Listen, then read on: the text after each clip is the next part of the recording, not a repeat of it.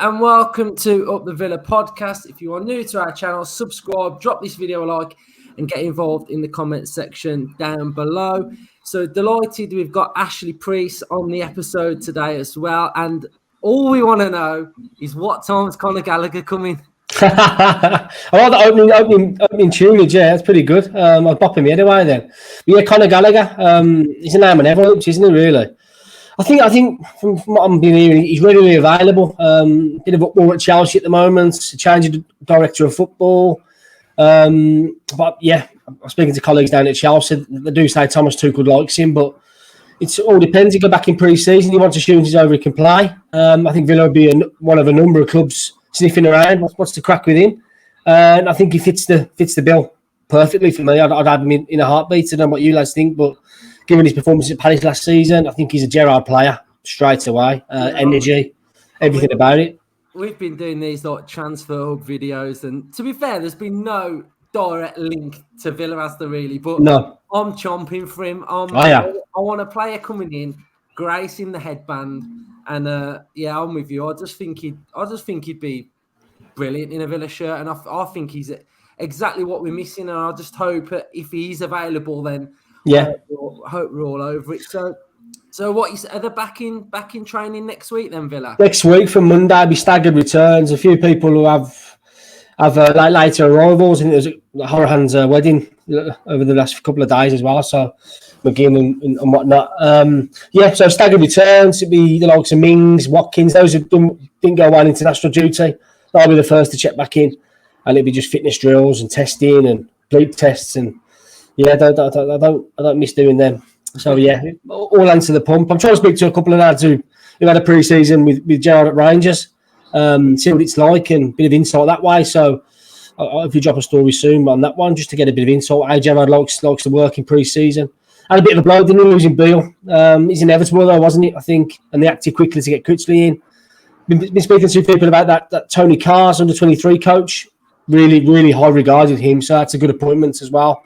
So lots of things bubbling away in the background, and yeah, I'm just pleased to see Villa act so quickly when Beale left it last month. Yeah, no, we still need to get an under-23 manager in as well, don't we? Yeah, it's a bit of a funny title, isn't it? Phase development coach and all this. It's just, I think he's going to head it up though, Ryan. Tony Carr's, he'll head up the 23s as well.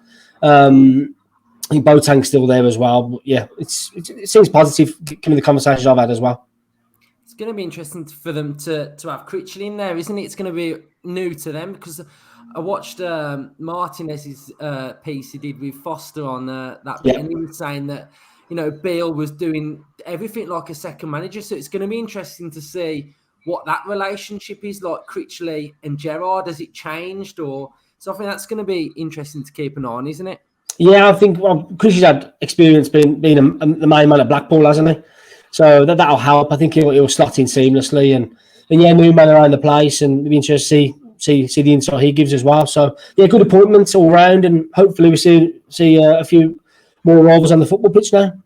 Yeah, and I think there's going to be a couple of departures, isn't there? I think.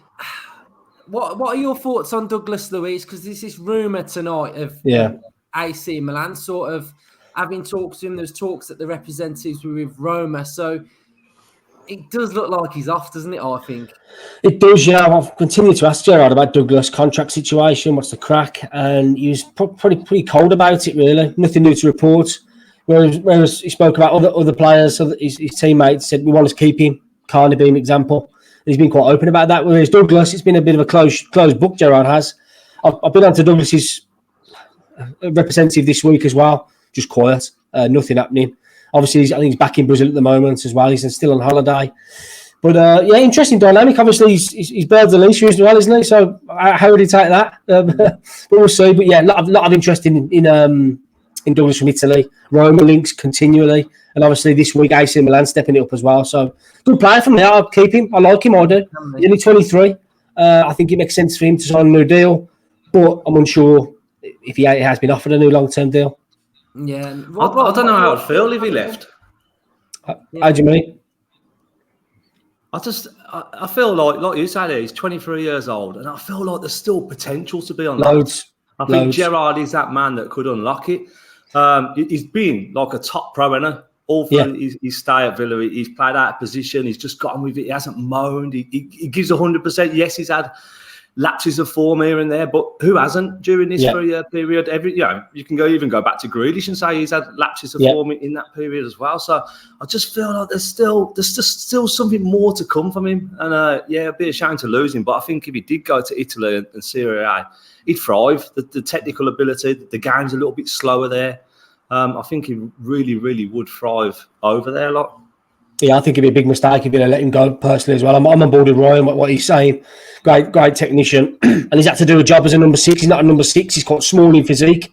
But he put himself about, and you see him on the pitch, you see him barking orders, and he's been here a lot, since 2019 now. He's well in with the dressing room. I'd keep him. 23 years old, scary potential.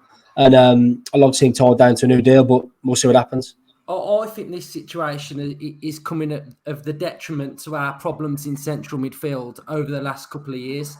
I think because we haven't been able to shoehorn him in the right position, it's just left it a bit chaotic. And I don't know. I've just felt like he never feels part of Villa. I don't know. That's just the vibe I've always had. I've just never felt like he feels like he's been a part of the club and the midfield, to be fair. So, yeah, I'm with you guys. I feel like it'll be one of those. It'll be like a Veretout, won't it? It'll be a bit like a Idrissa Gana Gueye, like very, very good players, but just for us, not at the right time, I guess. I don't know.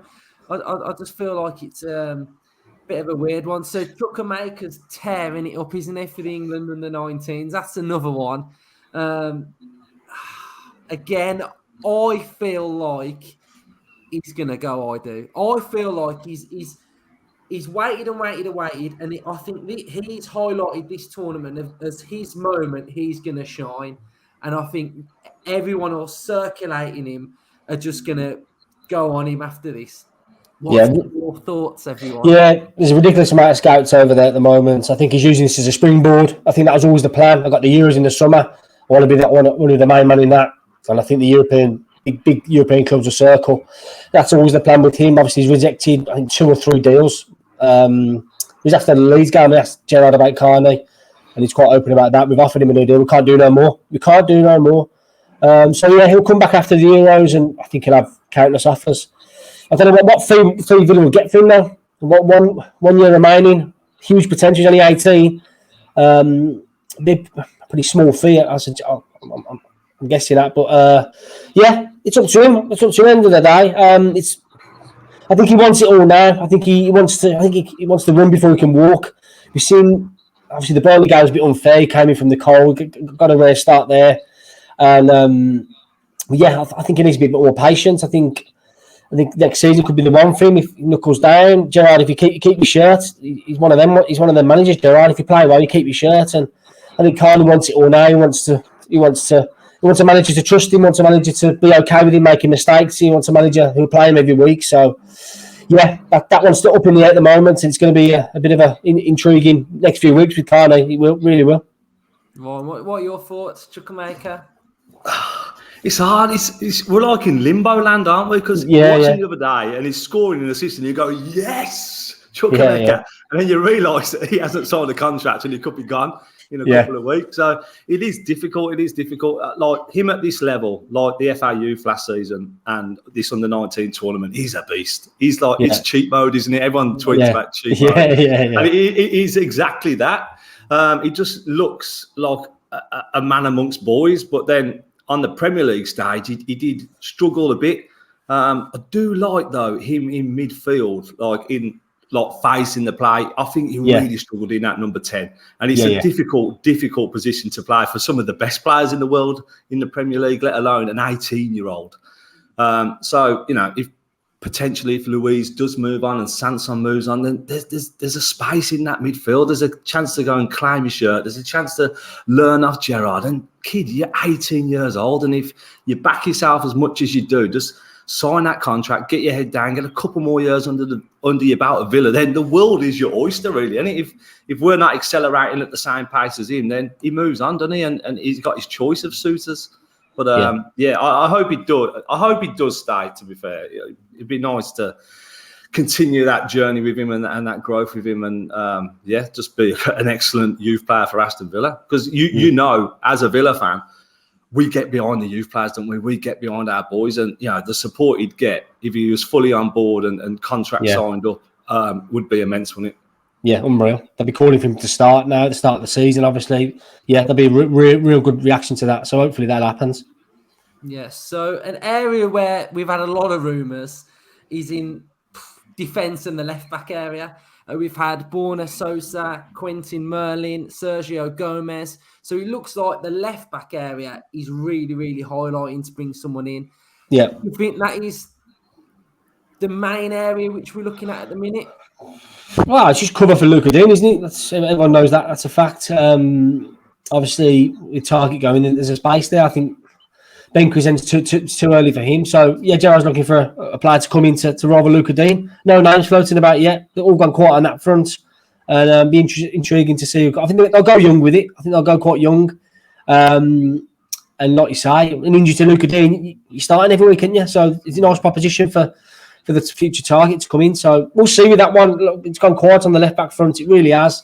No names in the frame just yet, but that'll ramp up next week. And I fully expect Villa to sign a new left-back. Yeah, before the start of the season for sure. Before the start of pre-season, sorry. So, yeah, left-back, centre midfield. I think still light in there. What's the crack with Douglas? Like you say, Carney, Morgan Sanson. And then up front, it's an intriguing one. Cameron Archer. What do you guys reckon of him? Just bang him in, any for fun? Yeah, I think he's in an Keep him all season. Yeah. I think he's got to stay. I just don't think alone will. No. What's it going to do? Do you know what I mean? Like, we know he scores goals. Yeah. And there's 5 subs next season. So, I think it's going to be interesting pre-season to see what Gerrard is doing formation-wise. Is it a 2 up top or is it the 1? And, if it's 2 up top, then I'd probably say we maybe would need another striker because that only leaves you with Archer, doesn't it, really? Yeah. So, yeah, I just feel like it's going to be interesting. What are you thinking? How do you feel about the right back position? Because obviously we've got Matty Cash. I think Kessler's going to be looked at in pre-season along with Archer.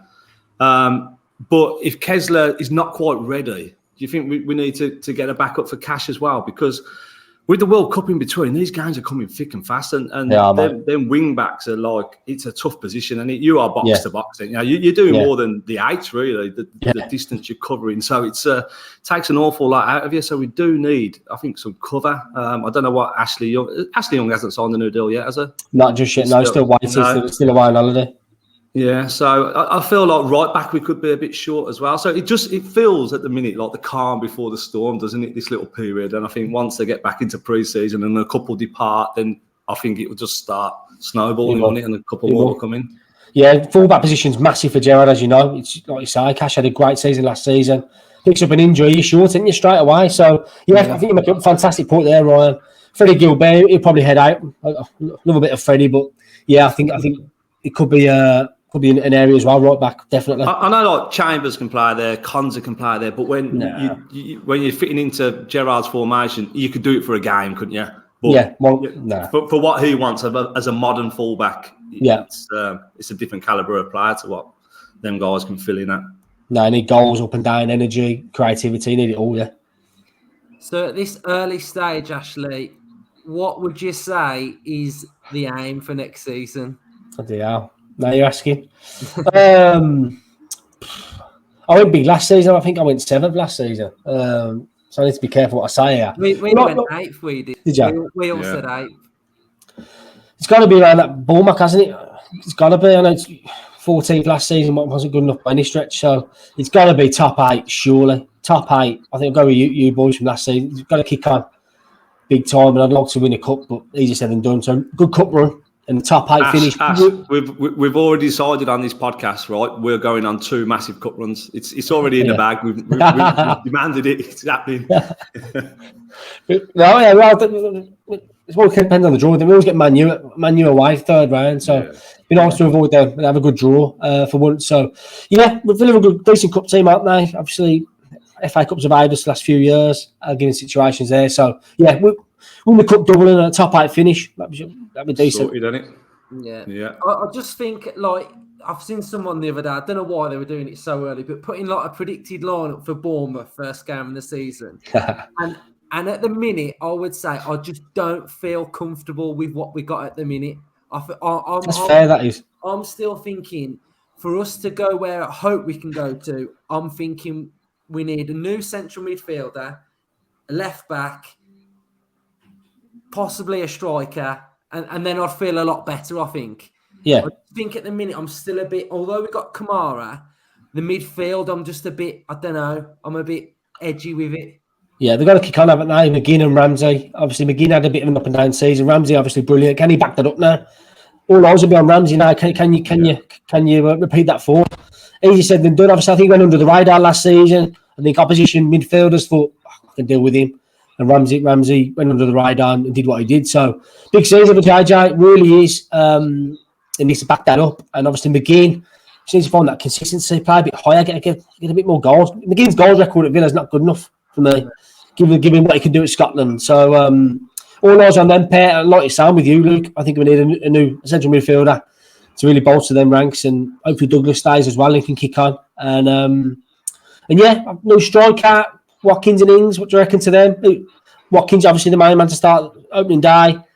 Can they take it up? Can they hit it off next season? What do you reckon?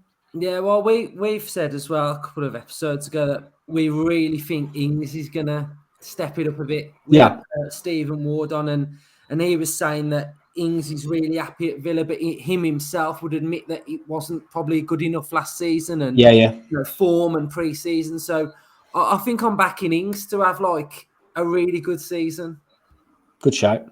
Like you say, he's bedded in now, isn't he, as well? It was a bit of a shock move for him as well. He didn't even tell his old man, did he? He's moving to Villa last summer. Happened quite quickly. He's had to bed in. Watkins was the main man at the time, and he's a bit up and down, wasn't it? So hopefully, same as Buendia as well. I think I'm going to see much more of him next season as well. And what can Coutinho do? Give it with the full season, a full pre-season behind them. So yeah, there's quite excited about that as well. And sprinkling a couple of other additions should do the job, but proof's in the pudding. And a bit of pressure on Gerrard for you first few games, or what do you reckon? Needs to go after a flyer, or is enough credit back there? What are you saying, Ryan?